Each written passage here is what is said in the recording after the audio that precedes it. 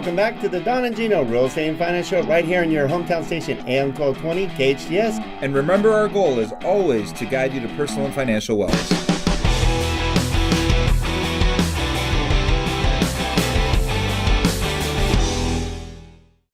Well, thank you for joining Don Gatling and Gino Fronti for the second half of the Don and Gino Real Estate and Finance Show. That's right. Every Saturday for almost 7 years now, 9 a.m. to 10 a.m., we've been guiding you to personal and financial wellness. We started this show a long time ago because a lot of you were going through hardships and did not know what to do. So we started the radio show just to reach out to more of you to help you and guide you to personal and financial wellness with a lot of great professionals. In fact, we put that group of professionals together in one group because when you sit here and interview all these professionals for 7 years, you start to find out who really knows their stuff, who really cares about you, who's accountable to not just us, but accountable to you, accountable to our community, involved in our community, and we put them together in one group called America's Professional Resource Group.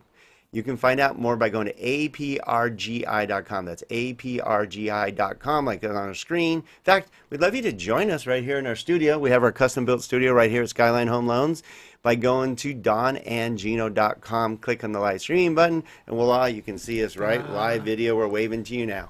All right, cool. Well, one of the things we're going to do, like you said, is we're always trying to help you succeed. And right now we're going to focus for a minute on the self-employed borrower.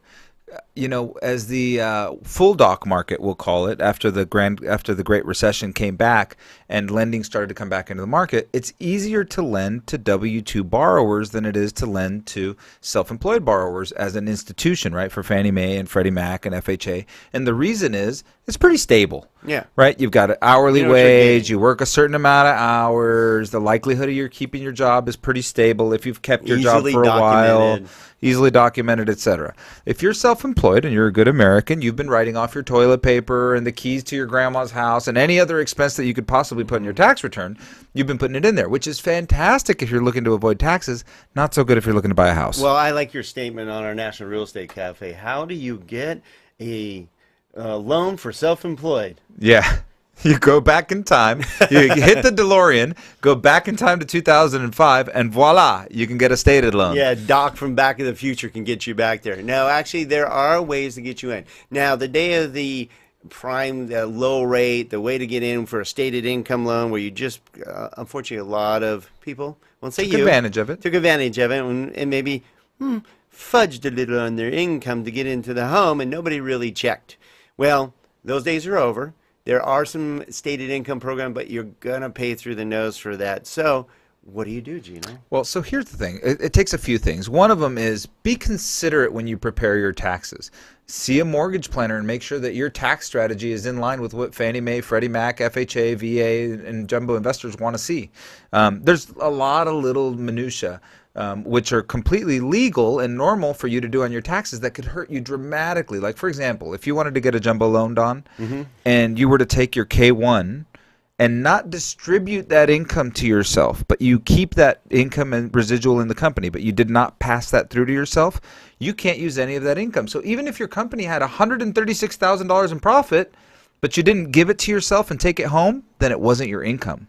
Oh, wah, wah. Right. So little things like that. You want to make sure that your CPA is talking to your lender and that everybody's singing the same tune when your taxes are being prepared. Now's a good time to start, right? If you're looking to do your taxes in April and you're self-employed, make sure you're telling your CPA, hey, I want to buy a house this year. Hey, I want to refi this year. I want to do something. Please talk to my lender and get on the same page. All right. Here's another tip, because a lot of you are like, wow, I have to eat it in the shorts for 2 years on my tax return, meaning paying more taxes than maybe your CPA can help you just so you can get into a home. Yes, that might be one of the options. Basically, you're claiming what you're supposed to be claiming, but we know there's some creativity with some of the CPAs out there. But there also are some investors, if you go with a direct lender that has multiple options for you that can potentially get you into a program. As long as you've been in business for at least 2 years in the same industry, you potentially can go with your most recent tax return. Yep. 1 year tax return, meaning last year you wrote off everything because you were developing your business, growing your business. The next year, now you have incoming business and making more money. Then you claim that, and it can help you get into a home. Right. So you've got, Don, what Don's alluding to is the 1 year tax return program. You'll hear that it went away. It didn't move away. Freddie Mac made it more difficult. Fannie Mae made it a little easier. Other investors have made it a little easier, but you're going to pay a premium. You're not going to get a 3-something loan. You're going to get a 4-something loan, possibly even something that starts with a 5. Now, what we do for you is we'll do the math. So would you rather pay an extra $40,000 in taxes, or would you rather pay an extra 0.5% in interest rate? How long are you going to be in the home? If that number for the 0.5% in interest rate is lower than paying more in taxes, voila, you have your answer. Or we can do a rent versus own if you like. You're like, oh, I'm paying $4,000 a month for rent. Well, I don't want to pay $4,500 a month for a mortgage payment. Well, when you do the math regarding what you can write off in taxes and interest. And all that changed. Oh, and we got to do that all over again. Yeah, I got to redo that now, and we'll help you with that.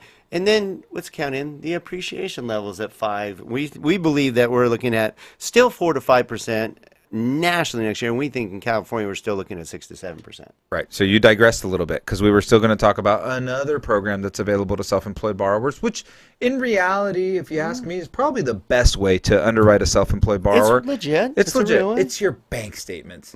How much are you depositing? How much are you spending? There's a lot of different ways to skin this cat. There's 12 different banks, and every one of them thinks there's a different way to do it. So this is where it gets complicated, and you need a little bit of time. So don't be, and I'm going to use this word, don't be arrogant because you have an 800 FICO and you're putting 30% down and expect someone to do a loan for you because you're self-employed. Do your due diligence, do your homework, do the things that have made you a successful business person. Reach out to somebody that can evaluate your situation. Yeah, and we know it's frustrating. Let's just say you make $300,000 a year, gross, but you only claim 30. So or 12. And you're like, but I make a lot of money. Well, you just don't show a lot of money, and that's, basically, just 86% of all loans are backed by the government. Right. They're called GSEs. We're talking Fannie Mae, Freddie Mac, Ginnie Mae, and Ginnie Mae. Ginnie Mae does both. FHA, and HUD, VA, Fannie Mae, Freddie Mac. Basically, those are 86% of all loans. Guess what? They want you to record your income. Yeah, absolutely. I mean, look, here, it kind of makes sense, right? Take your self-employed hat off, look at it with the other hat real quick, and say, this person makes $12,000 a year. How are they going to make a $4,000 a month payment? Right. So you got to understand that's where they're coming from. Self-employed borrowers evaluated on the net income, W-2 borrowers evaluated on the gross income. I know that's oversimplified, but that's what it is. All right. So Gino, astutely basically said that you need to talk to a mortgage professional that understands self-employed borrowers. A lot of lenders don't understand. Internet, give it up. They're going to hand you down the wrong path. Even some of the banks maybe don't have the experience needed. You need to talk to somebody that understands how to tear apart your current tax returns, business tax returns, know what needs to be turned in. Someone was like, oh, I didn't look at those. I didn't know that was important. I just talked about this on the National Real Estate Cafe. We did one where at the bank they were told they didn't qualify because their total income was $40,000 a year. Well, we qualified them with $147,000 a year. Just a little bit different, don't you think? Let's see. You qualified for a doghouse at the bank or a real house with us.